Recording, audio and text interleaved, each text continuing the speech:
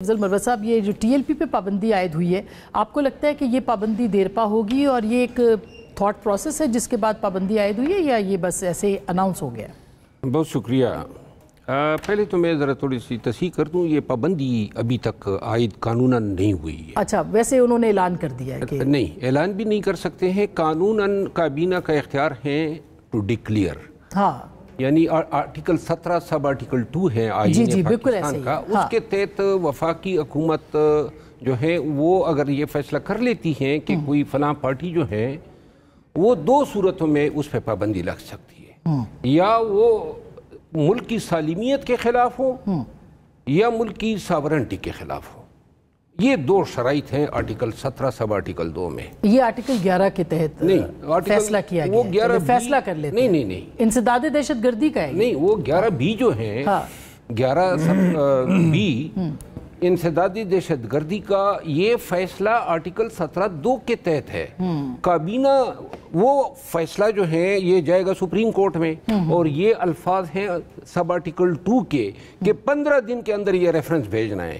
تو لہٰذا وہ جو آرڈر انسداد دہشت گردی کے قانون میں بھی ریفرنس بھیج 4 قوانین میں یہ ریفرنس بھیج سکتے ہیں۔ اچھا، نمبر 1 جو ہے الیکشن ایکٹ 2017 کے تحت اس کا 212 ہے، سیکشن 212، جس میں کسی بھی پارٹی کو الیکشن کمیشن جو ہے یہ ان الزامات پہ ڈی رجسٹر یا ان رجسٹر، لیکن پی ٹی آئی نے بھی ایسے ہی کیا تھا، انسداد دہشت گردی ایکٹ پہ ہی کیا تھا۔ دوسرا میں آپ کو عرض کروں نا، انسداد دہشت گردی ایکٹ کے تحت 11 بی میں اگر کسی پارٹی پہ یہ الزام ہے کہ وہ دہشت گردوں کی معاونت کر رہے ہیں، آرٹیکل 17(2) کے تابع ہیں 11 بی۔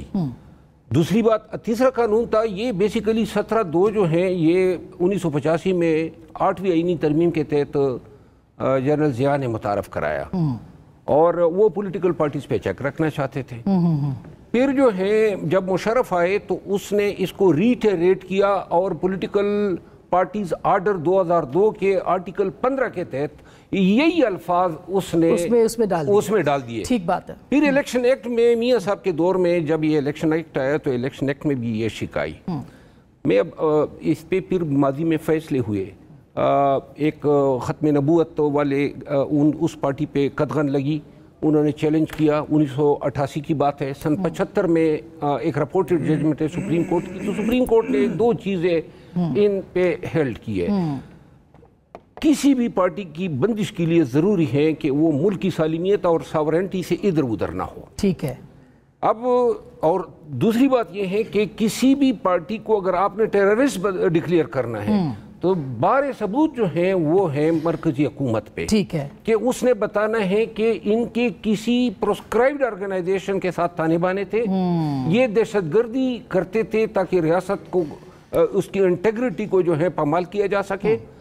یہ مسئلہ جائے گا سپریم کورٹ میں، اور سپریم کورٹ جو ہے اس نے اس پہ فیصلہ کرنا ہے ہاں یا نہ میں جواب دینا ہے۔ بالکل صحیح بات ہے، اور جب سپریم کورٹ کا فیصلہ ہاں میں آ گیا تو تب آپ کہہ سکتے ہیں کہ اس پارٹی پہ پابندی وہ سفارش ہو گئی ہے، یہ سمجھیے۔ ادروائز یہ کابینہ میں اختیار ولی خان صاحب آپ موجود تھے آج، یہ جو شیر افضل مروت صاحب کہہ رہے ہیں اس میں وزن ہے اس بات میں، کیونکہ لیکن اس سے پہلے بھی ہم نے دیکھا پروسیجر یہی ہوا جو کہ تھا، تو کیا یہ غیر قانونی پروسیجر ہے کہ کابینہ بیٹھتی ہے اور انسداد دہشت گردی کے تحت کسی بھی جماعت کو جو ہے وہ بین کر دیتی ہے؟ بسم اللہ الرحمن الرحیم، بہت شکریہ۔ دیکھیں، اس میں اس کو 2 تناظر میں دیکھ رہا ہوں۔ ایک تو آپ جس ایشو کو لے ڈسکس کر رہی ہیں اس کا آپ قانونی پہلو دیکھ رہی ہیں، اور دوسرے اس کے ہمارے معاشرے پر، ہمارے ملک میں، اور جتنی ہماری روزمرہ کی زندگی ہے اس پہ اس کا اثر کتنا پڑا ہے۔ سب سے پہلے تو بات یہ ہے کہ سیاست میں، جمہوریت میں بندوق کی اور گولی کی کوئی گنجائش نہیں۔ پرتشدد کوئی جو جدوجہد ہوتی ہے وہ سیاسی نہیں ہوتی ہے۔ تحریک لبیک کی آپ کوئی بھی ایکٹیویٹی اٹھا لیں وہ پرتشدد ہوتی ہے، وہ بغیر تشدد کے کبھی ہوئی نہیں ہے۔ تو پاکستان کی سیاست میں تشدد کو دوبارہ کسی بھی نام سے، چاہے آپ اس کو جتنا بھی پاک نام دے دیں، کوئی نیا نام دے دیں، اس کی کوئی گنجائش نہیں ہوگی۔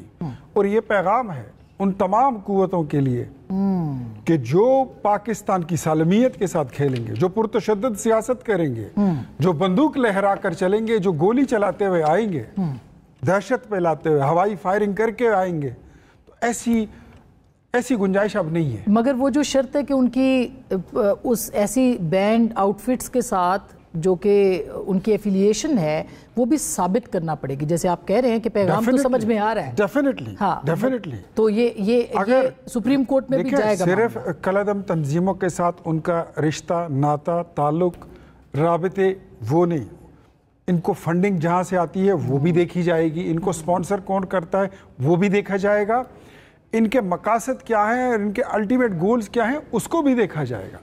हम ये समझते हैं कि तहरीक लब्बैक ने एक पाक नाम रखकर इंतहाई गलीज़ सियासत की है, इंतहाई गलत तरीके से उन्होंने माशरे में अपनी एंट्री की है। और मैं ये एक ही वाहिद काम था जिस पे इमरान खान साहब को बंदा शाबाशी दे सकता है कि उन्होंने अपनी हुकूमत में ही इनकी फैसला कर दिया था कि ये पाबंदी, लेकिन फिर उनको भी मजबूर किया गया कौम के वसी तर मफाद में, कौम के वसी तर मफाद में। ये वो वाहिद फैसला था। और मैं कहता हूँ कि देखें, हम बड़े अच्छे काम की शाबाशी देने पे मशगूल। मैं बड़े अच्छे काम है, मैं बिल्कुल मैं खुले दिल के साथ बड़े तगड़े अल्फाज में कहता हूँ कि थैंक्स टू इमरान खान उस वक्त के उसने इन पे तहरीक लब्बैक पे पाबंदी का उन्होंने मंजूरी दी थी और उन्होंने कहा था कि लगनी चाहिए।